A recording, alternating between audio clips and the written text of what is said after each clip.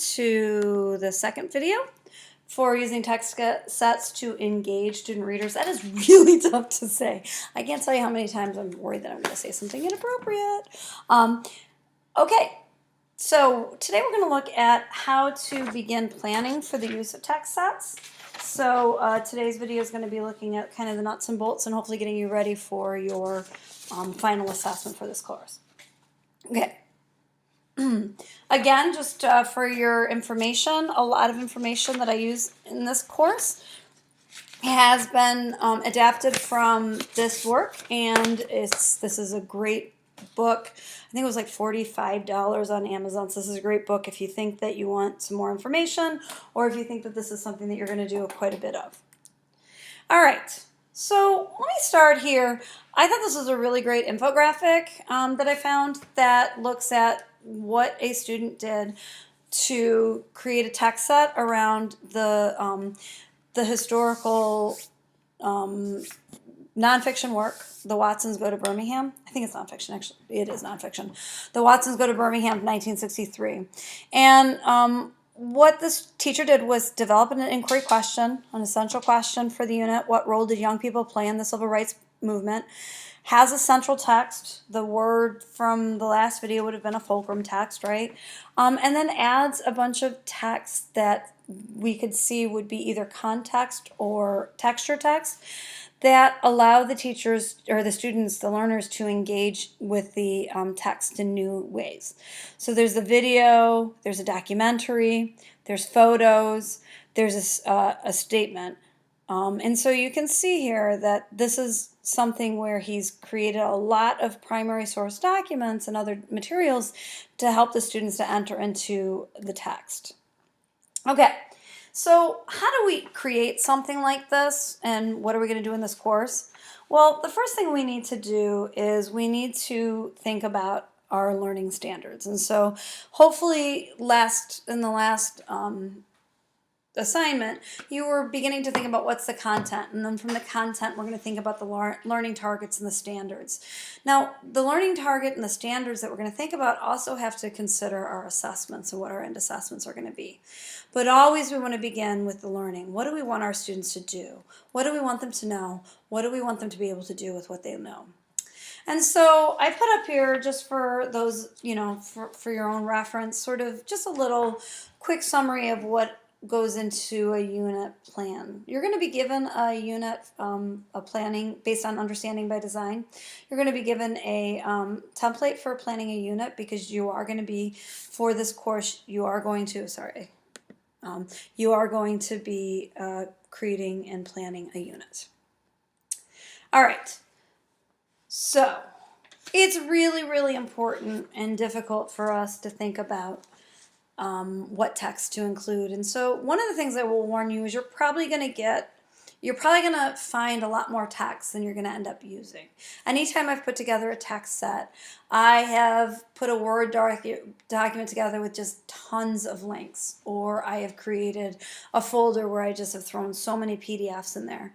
And you can organize these texts in your mind or on paper in a way that starts to think about balance. Do I have enough different types of, am I covering the key content that I want to?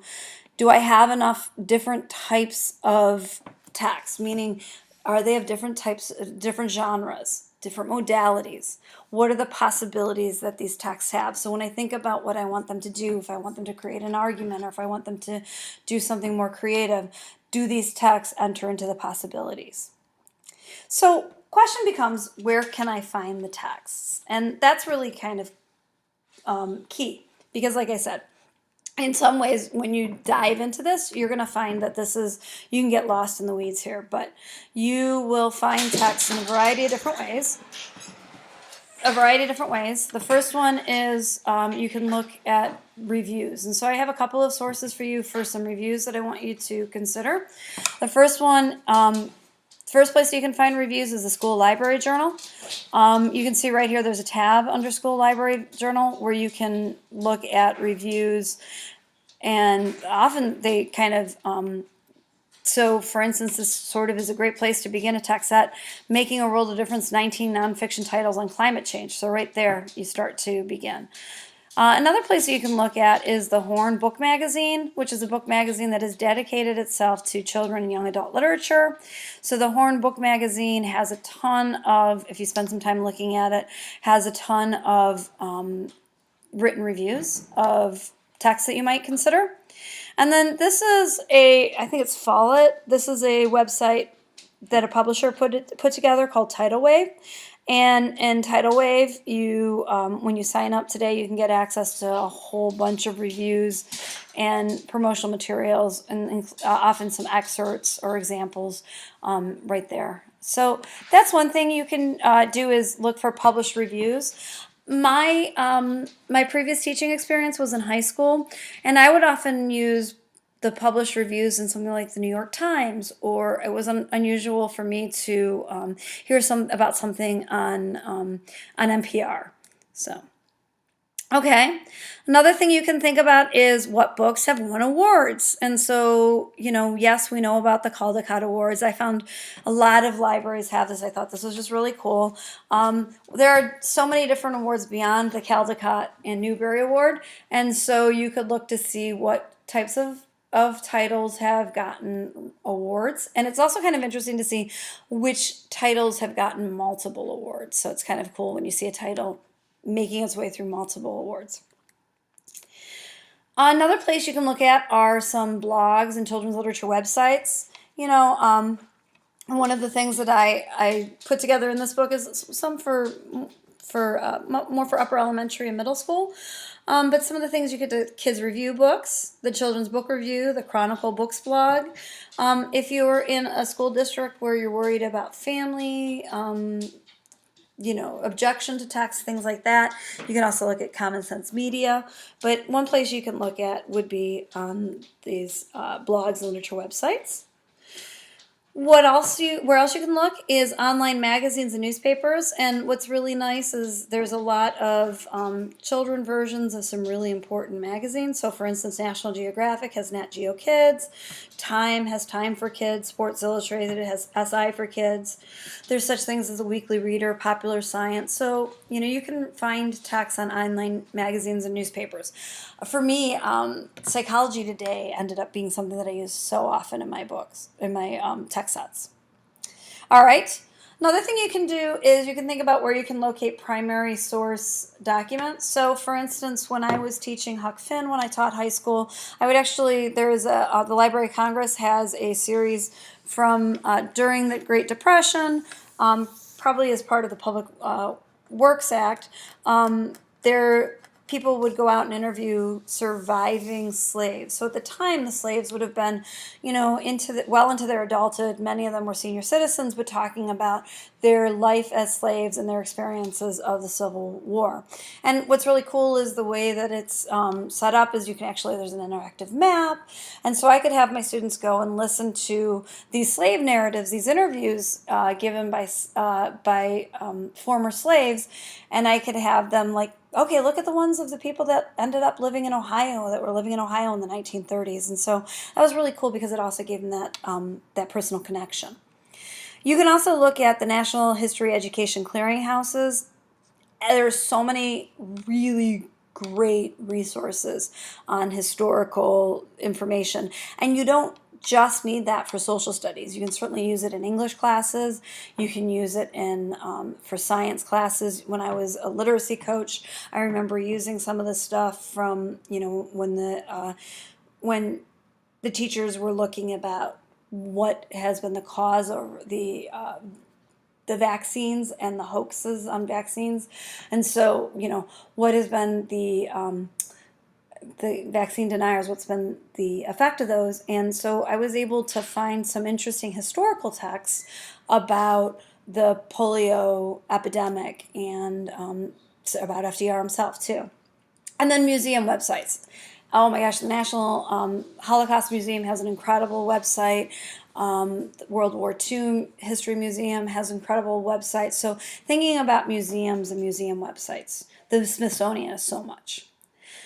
The other thing you can think about are using YouTube. YouTube is a great resource that you can use. So for instance, if I was doing something around World War II, I could play this video of FDR declaring war on Japan. And while I could give them the text of the speech, having them see the context, the audience's reaction, watch the performance of FDR as he gives the speech, I think is really allows them to understand the speech on a rhetorical level much more deeply. The most important thing that you have to think about is balance. You want to balance the text types, the genre, the complexity, and the purpose of those texts. You want to have, when we talked about the first video about how this allows you to kind of differentiate and pique students' interest in new ways, you want to make sure that you are giving them a whole bunch of different types of text so that they are, in fact, being piqued. I'm going to show you 3 curated digital sources, and this is going to be one of your Leo assignments. So you're going to be, I'm going to show you these very quickly. After viewing this video, you can either stop it right now or you can wait till you're at the end of the video. But what you're going to do is you're going to post on a review of each of these. So this is actually going to be a little bit longer of a post. It's worth 30 points, so bear that in mind. It's actually worth 3 posts. You just have to put it in one post though. But really what you think about is, after looking at these sources, what works, what would make the source difficult to use, what would be the advantages to it. So the 3 sources that I'm going to have you go look at would be News ELA, or Newsella, I don't know how you say that. But you can join. You certainly don't have to join. You can look at their text sets right there. And so you can browse their text sets. And what's really neat when you're looking at Newsella, I want you to look to see there are ways in Newsella that you can take a text and you can actually get it in different lexiles. And so I want you to notice that feature as well. You're able to, once you create an account, you're able to look at that in different lexiles. So that's really neat. Another one that is going to be useful definitely for people that are working on a fulcrum text, but also for people that are looking, especially I find it useful for social studies. But you can see that Common Lit has a number of text sets and book pairings that are interesting that you can use. And then the last one is my personal favorite, Actively Learn. I actually use the paid version of Actively Learn because Actively Learn, if you go into the catalog, let me get into the Actively Learn, let me just get into the website that you'll get to. So when you go to activelylearn.com, you'll actually see that you can go into the catalog, and the catalog is where you can get the text sets.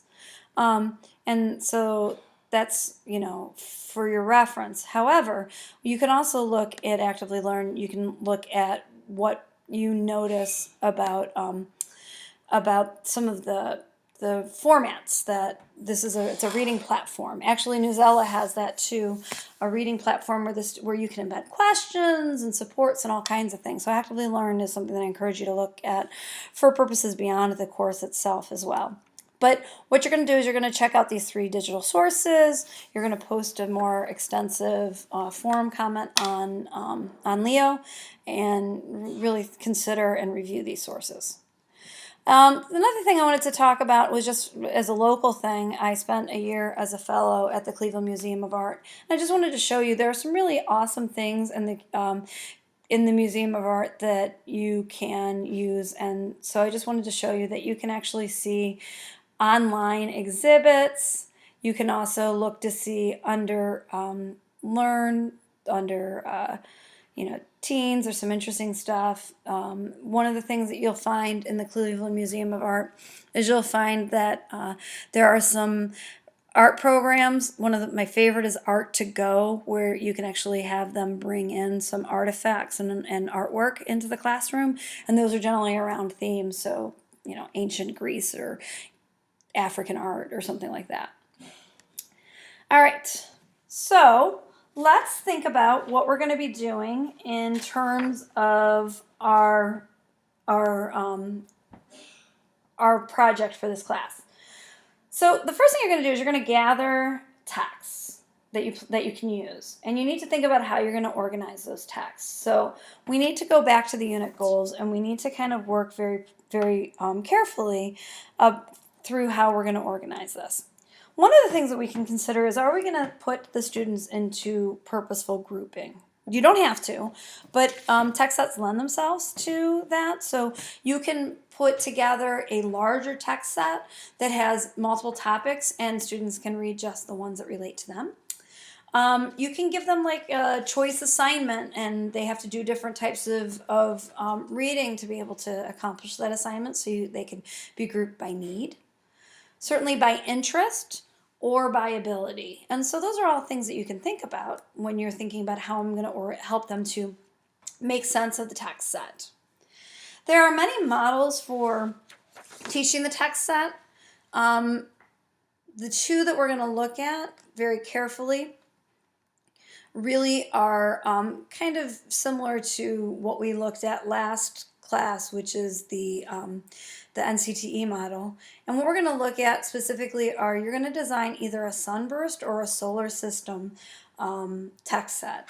A sunburst has one core text and a range of other texts that support the comprehension of the core text. So if you go here, that would be the fulcrum text, and your other texts are kind of the content text and the texture text.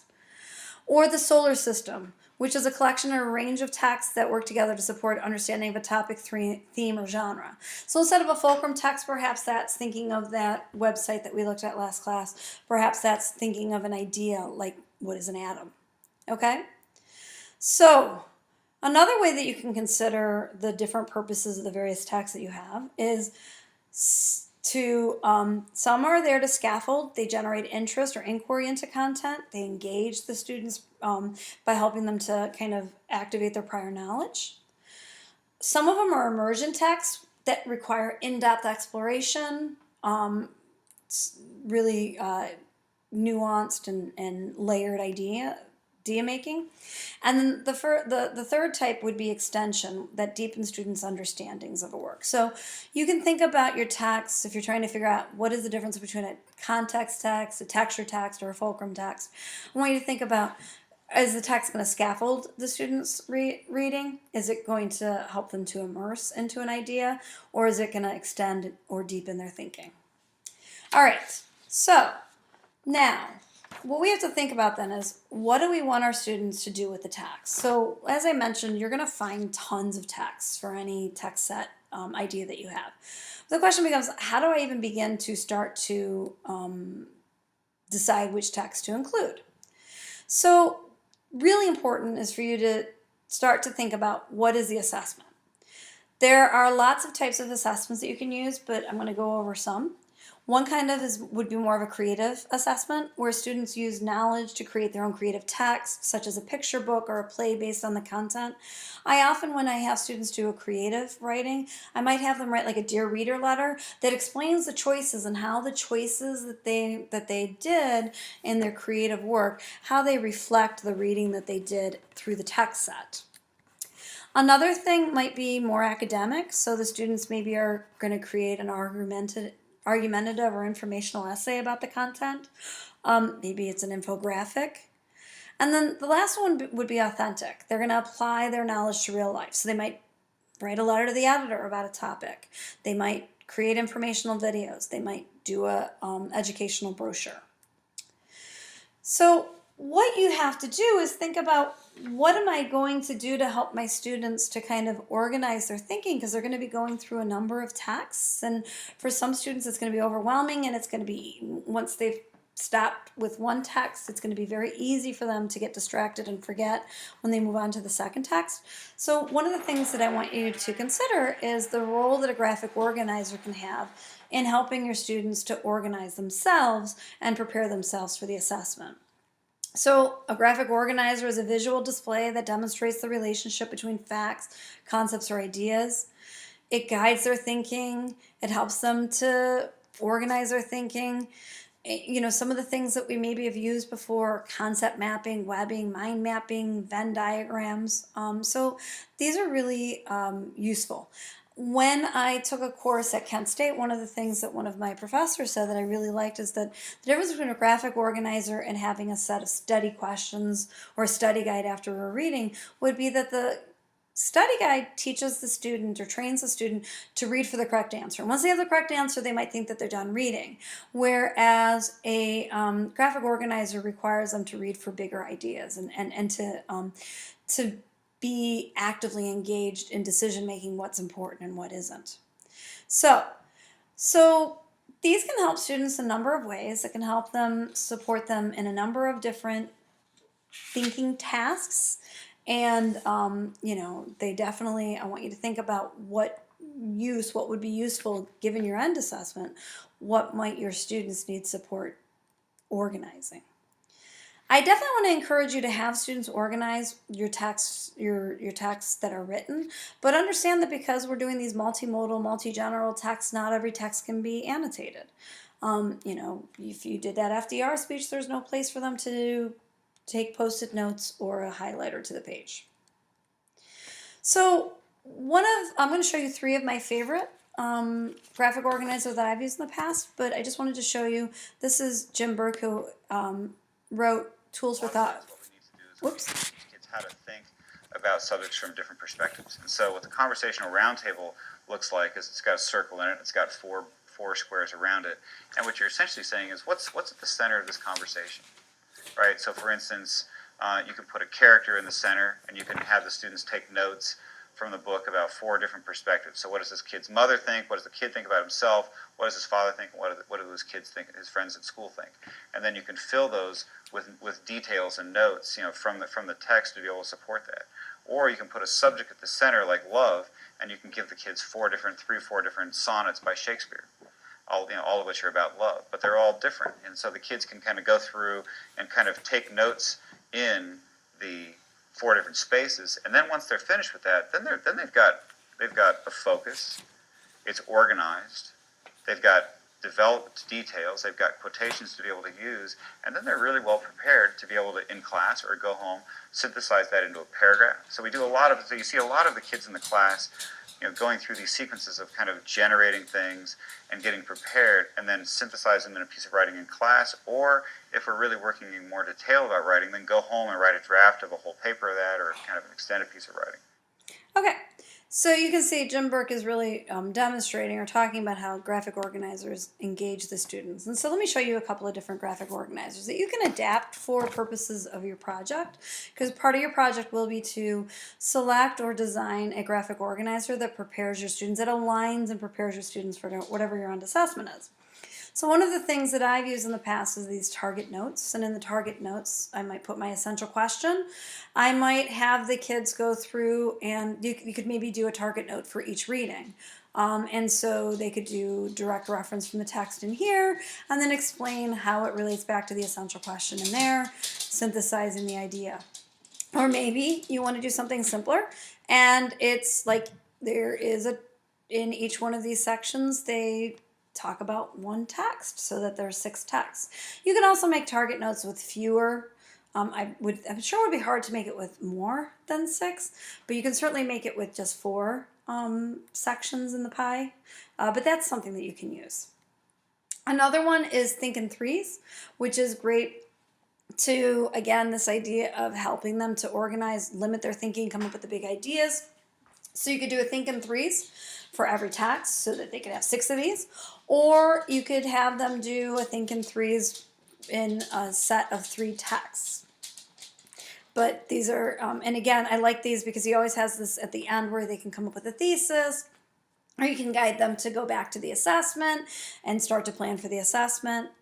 Conversational roundtable is really an interesting one for perspective, but again, you can have them, center idea, and then what does each text possibly share about the, or start to address that question, and down here again, a place for them to synthesize. So creating and adapting something like like one of Jim Burke's graphic organizers. There's a ton of them online. There's a ton of other types of graphic organizers online. But thinking about this so that you're preparing the students to start to synthesize what they're learning from the various texts about your topic, or how the text set is helping them understand your target or fulcrum text. Okay, so what you're going to do for this course, before you get to organizing and creating your own text set, the first thing I want you to do is I actually put a chapter, posted chapter 6 from the Teaching with Text Sets, and it's a really great case study. It's an elementary school teacher, and it's talking about designing and implementing a text set in a unit. I want you to read that, and then I want you to post on a form response on Leo. And then what I want you to do is go into Leo and download the unit planning guide template and the assignment details, and your final assessment will be for you to design a unit that is built around a text set and that has an end assessment that allows your students to demonstrate learning.